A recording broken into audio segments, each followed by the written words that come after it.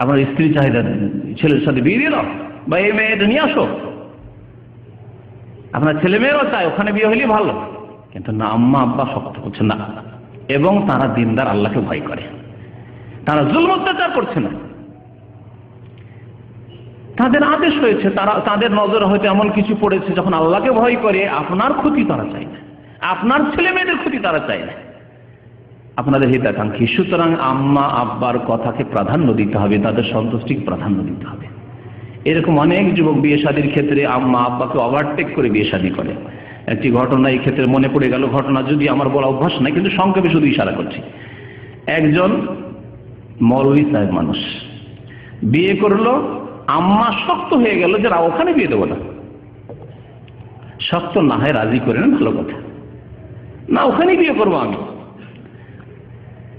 ছেলে বলছে ওখানে বিয়ে করবো আমি, শিক্ষিত মানুষ, পড়াশোনা মানুষ, ওখানে বিয়ে করবো আমি। আর মা বলছে না ওখানে বিয়ে দেবো, ওই মেয়ে আমি নিয়ে আসবো না। এখানে আপনার কি করণীয়? আপনার মনের উল্টা, কিন্তু আম্মার সন্তুষ্টিকে প্রাধান্য দিতে হবে নাকি? সেই কাজ করলো না, বিয়ে করলো, ওভারটেক করে বিয়ে করলো। বিয়ে করার 1 বছর 2 বছর পরে সে ফ্যামিলি নিয়ে থাকতো এক বড় শহরে, আর সেখানে গিয়ে তার স্ত্রীর আল্লাহর যে আযাব, দুনিয়ার আযাব, মাতা পিতার অবাধ্য হলে আখিরাতের আযাব তো আছে। আগামী সপ্তাহে ইনশাআল্লাহ তাআলা এসব আযাবের কথা উল্লেখ করব। শুধু এই ঘটনা থেকে এতটুকু শিক্ষা নেন, এবং সত্য ঘটনা, এবং সেই আলেমকে আমি চিনি। নাম না বললে গীবত হয় না, দেশের নাম না বললে আরো গীবত হইল না। কোথাকার? আল্লাহর জমিনের কোথাকার একটি ঘটনা। তো তারপরে ওই যুবতীর যে বিয়ে করে নিয়ে আসলো, আম্মার কথা শুনে বিয়ে করে নিয়ে আসলো, অবৈধ সম্পর্ক হলো প্রতিবেশীর এক পয়সাওয়ালার সাথে, অবৈধ সম্পর্ক হয়ে গেল, আউযুবিল্লাহ। শেষে একদিন জীবন থেকে মেরে দেওয়ার জন্য ওই পয়সাওয়ালা চেষ্টা করলো যে মেরে দিয়ে তার স্ত্রীকে হরণ করবো। মারতে তো পারলো না, তার আল্লাহ পাক সেখানে পৌঁছে দিয়েছিল, জবাই করবে সেই সময় আল্লাহ পাক কিছু লোককে পৌঁছে দিয়ে উদ্ধার করে কোন রকম উঠিয়ে নিয়ে আসলো, কিন্তু সেই স্ত্রীকে আর রাখতে পারলো না, আর রাখতে পারলো না। একটি ঘটনা শিখার জন্য যথেষ্ট। জ্ঞানী মানুষ আল আকিলু ইয়াতাবিরু বিগাইরিহি, জ্ঞানী মানুষ অন্যকে দেখে শিক্ষা নেই, নিজে ভুক্তভোগী হব, আমি এরকম মুসিবতে পড়বো তারপরে শিখবো, এটা জ্ঞানীর পরিচয় না। জ্ঞানীর পরিচয় কি? চোরকে লোকেরা গণপিটুনি দিচ্ছে, মারছে, পকেট মারকে মারছে, ওই দেখে একজন জ্ঞানী শিখে যাবে আমি পকেট মারি করবো না, চুরি করবো না, বাটমারি করবো না, জুয়া খেলবো, ওখান থেকে শিখে যাবে।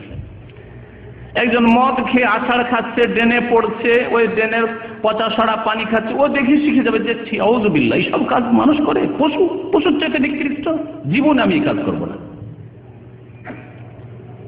আল আকিলু ইয়াতাবিরু বিগাইরিহি, অন্যকে দেখে শিখে নেই, অন্যের ঘটনা শুনে শিখে না যে আমার জীবনে যাতে আল্লাহ না করে আমার ছেলে মেয়েদের জীবনে এরকম কিছু হয়।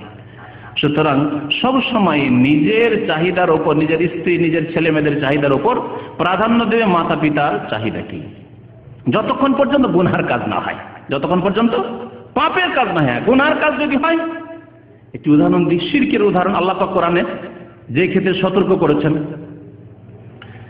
দেশে গিয়েছেন, আম্মা অথবা আব্বা বা দুইজনে বলছে আমাকে আটরসি নিয়ে চলো, মাইজভান্ডারি নিয়ে চলো, চলো আজমির শরীফ নিয়ে চলো, ওখানে গেলে অনেক কিছু পাওয়া যায়, চলো তোমার জন্য পীর বাবার কাছে কিছু চেয়ে আসবো, আর আমার জন্য চাইবো, টাকা পয়সা দাও। তুমি যাবেন না, আমাকে টাকা পয়সা দাও। কি করবেন? দেবেন না। স্বয়ং আল্লাহ পাক নিষেধ করেছেন, সূরা লোকমানে আল্লাহ পাক রব্বুল ইরশাদ করেছেন, ওয়া ইন জাহাদাকা আলা আন তুশরিকা বিমা লাইসা লাকা বিহি, তারা যদি পীড়াপিড়ি করে, আল্লাহ পাক বলছেন ওয়া ইন জাহাদাকা, মাতা পিতা যদি পীড়াপিড়ি করে, প্রয়াস চালায়, চেষ্টা করে, কিসের জন্য? আলা আন তুশরিকা বি, আমি আল্লাহর সাথে শিরিক করার জন্য, যে তুমি আল্লাহর সাথে শিরিক করতে চলো, চলো ওখানে খাসি মোরগ নিয়ে চলো, টাকা পয়সা খাসি মোরগ পাঠাবো আমি, মাজারে ওরসে মাজারের জন্য চাদর পাঠাবো, আমি যাব, আলা আন তুশরিকা, যে কোনো রকমের শিরক করতে চাই, তাবিজ করতে চাই। নবী করিম সাল্লাল্লাহু আলাইহি ওয়াসাল্লাম তাবিজকে শিরক বলেছেন। সুতরাং সতর্ক। নবী সাল্লাল্লাহু আলাইহি ওয়াসাল্লামের কথার সামনে আবার হটকারিতা, যে না এটা উমুকরা করছে, এত বড় আলেমরা করছে, এইসব কথাবার্তা খবরদার বলবেন না। যখনই নবী সাল্লাল্লাহু আলাইহি ওয়াসাল্লামের কথা আসবে ওয়াসাল্লিমু তাসলিমা, আর যদি সন্দেহ হয় যেটি নবী সাল্লাল্লাহু আলাইহি ওয়াসাল্লামের কথা কিনা, তবে তদন্ত করেন, তাহকিক করেন। আপনার কাজ হচ্ছে যে এটি আল্লাহর নবীর কথা কিনা, তাহলে তদন্ত করেন, তাহকিক করেন। তারপরে যখন আপনার ঈমান বিশ্বাস হয়ে যাবে, আমল করেন। আমি যখন প্রথম মোনাজাত ছাড়ি নামাজের পরে 6 মাস পড়াশোনা করে মোনাজাত ছেড়েছি, একদিন দুদিন, আমার মতো লোক বলছি, সৌদি আরব আসার আগে 6 মাস পড়ে এই বিষয়ের উপরে আলেমরা কি লিখেছেন, পক্ষ বিপক্ষ দুই পক্ষ, যারা মোনাজাতের দল না মোনাজাত করতে হবে, আর এক দল ছাড়া করতে হবে না, দুই দলের কথা দীর্ঘ 6 মাস পড়ার পরে তারপরে পরিবেশকে শান্ত করার জন্য এক একটু করে আস্তে আস্তে করে একবারে লাগাম ধরে টানলে ছিঁড়ে দিবে গ্রামের লোকেরা, তাই না? যে মসজিদের খতিব, এক মাদ্রাসায় পড়াইতাম, শিক্ষকতা করতাম মদিনা ইউনিভার্সিটি আসার আগে, আর খুতবা দিতাম, তারপর সাহস হচ্ছে না, এদেরকে একবারে লাগাম ধরে টান দিলে সর্দার মন্ডল মাতবর পয়সাওয়ালা যারা আছে ছিঁড়ে দিবে, পাগা ছিঁড়ে দিবে, পাগা বুঝেন না, পাগা ছিঁড়ে দিবে সব জাহিল মূর্খ লোক, আস্তে আস্তে টান দিতে হবে।